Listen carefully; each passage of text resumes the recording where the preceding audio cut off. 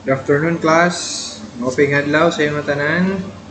So our topic for today, sign of trigonometric function. Still under the topic 1, trigonometric functions. So, sign of trigonometric function. There's no big deal if you remember how we define the basic ratio. Kung so katuwa ka sa tune natin. Includes an interactive document for seeing how the ratios of angle larger than 90 degrees work. Okay. So, angles greater than 90. Okay, let's evaluate the figure.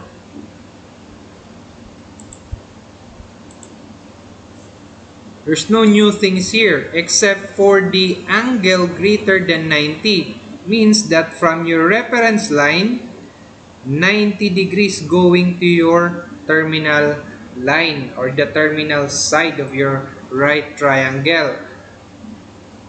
Paano mo siya nasabing right triangle? 90 degrees. Okay, so the same lang yung part, but instead, yung angle niya is from the terminal to from the initial side going to terminal side. Nasa labas yung angle. But still, you can determine your R, your hypotenuse, what? Yung other part, yung opposite and yung adjacent using the theorem of Pythagoras or Pythagorean theorem. Your Pythagorean theorem, always R squared is equal to X squared plus y squared. Yung squared, pinalipat mo sa kabila para maging square root siya. Kaya, this is your formula for your R or your hypotenuse. Then the ratios are, again, like our previous meeting, sine. Saan galing yung cosecant? These are the reciprocal ratios. Sine theta or your cosecant is equal to the reciprocal of your sine theta. Your secant theta is equal to the reciprocal of your cosine theta. And your cotangent theta is equal to the reciprocal of your tangent theta. Okay? Or you can rewrite this, cosecant theta is equal to 1 over sine theta. Or yung second mo, you can write it as 1 over cosine theta.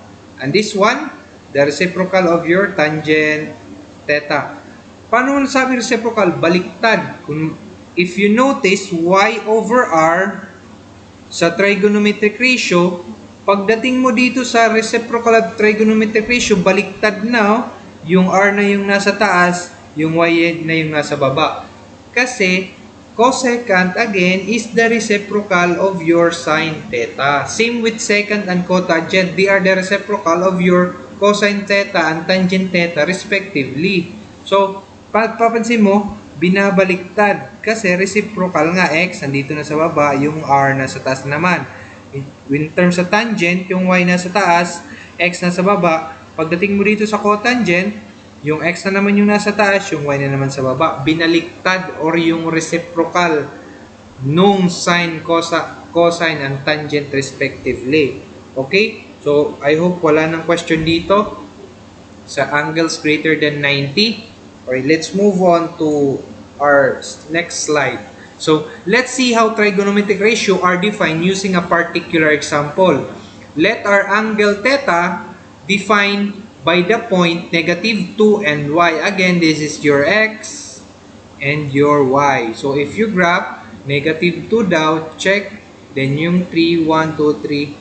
So, check. So, this is the point. Okay. So, let the angle theta be defined. So, again, yun lang. If you have, this is your length for your side y, 3, and your base or your the adjacent 2. So, unknown na naman yung r mo. Okay? So, by evaluating this figure, you can say that your x is 2 and your y is 3. Yun, substitute. Sir, what happened here? Okay? Here, bakit negative 2 is equal to 2? Again, class, once pinower mo yung isang negative number, what will happen is, magiging absolute siya. Absolute of 2. So, ibig sabihin, may square siya, yung negative, mai-ignore. Kasi, yung kukunin niya is yung absolute number sa loob ng absolute sign. Magiging absolute yan. Kaya, 4 pa rin. So, continue ka lang. Square root of 3 is 9. So, your final answer is your square root of 13. That is your R. So, mayroon ka ng square root of 13. Again, doon ka na naman sa trigonometric ratio. Sir, paano ba nakuha yung sin theta y over r? So, katowa, kausacho. Yan na yan sila. So, katowa, kausacho. Yun. Diba? Then, you can arrive for this value using your mnemonics alone. Okay? Yung dinagdag lang dito is yung process ng in determining your R or yung hypotenuse ng right triangle mo using the theorem of Pythagoras. Okay? I hope this particular example is clear. So let's move to our next slide. So our next slide, the 4 quadrants, positive or negative. Okay. In our previous example that our angle was in the second quadrant, also notice that in the second quadrant, y is positive. Since r is always positive, then y over r will always be positive in quadrant 2. So we conclude that sin theta is always going to positive in the second quadrant.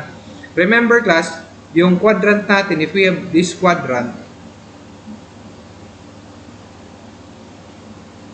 okay, if this is your x and this is your y, so yung sign natin dito is positive, positive. This is your negative x and this is your negative y. So here, yung x mo is negative and yung y mo is positive. Positive. Here, yung x mo is negative, yung y mo is negative. Dito naman, yung x is positive and yung y mo is negative. Sir, is this sign related in evaluating our quadrant pattern in trigonometric? Yes, they are the same lang. Considering the other quadrant, we see the pattern that in the second quadrant, sin theta is positive, cosine theta and tangent are negative. So in second quadrant,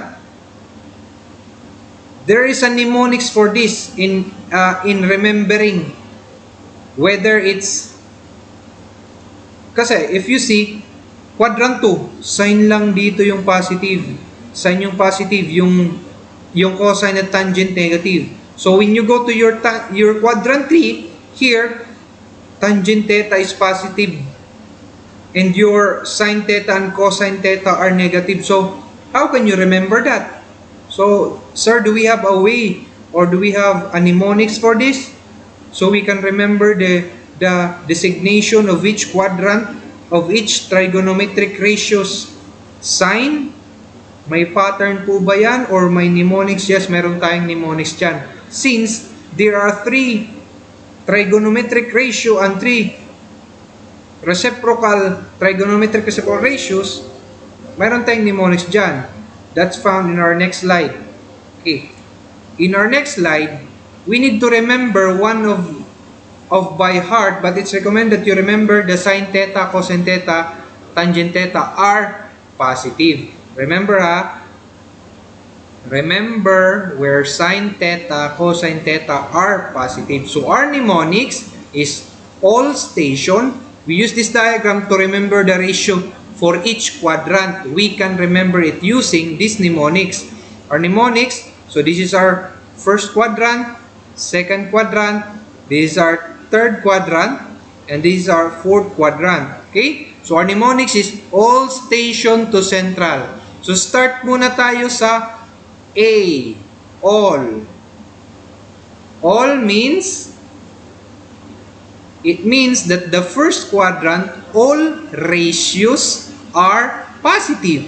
Ano ba yung laman ng all ratios? Ibig sabihin, yung sin theta mo, sin cosine, and yung tangent are all positive.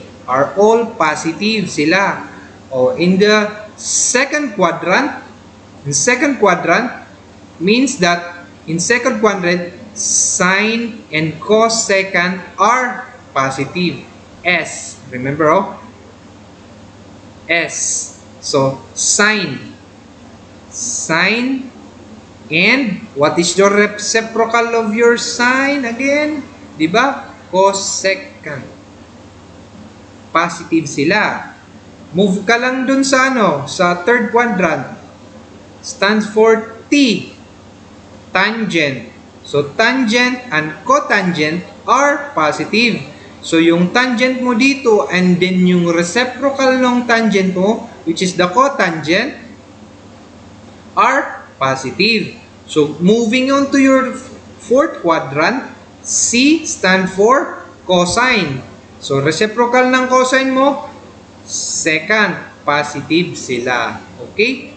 So, all station to centrals. So, para, positive. Other than that, na nandyan, they are negative. So, inisip natin yung positive side lang muna. Kung sino wala dyan, negative yung sign nun.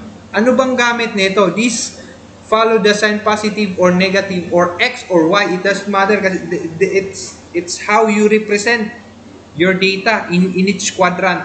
So, this sign is important when we are finding an angle from the given ratio. So, at least meron na tayong SOHCAHTOA, CAUSATIO, then yung second is yung all station to central. And of course, don't forget the Pythagorean theorem, di ba? Okay, let's move to next slide.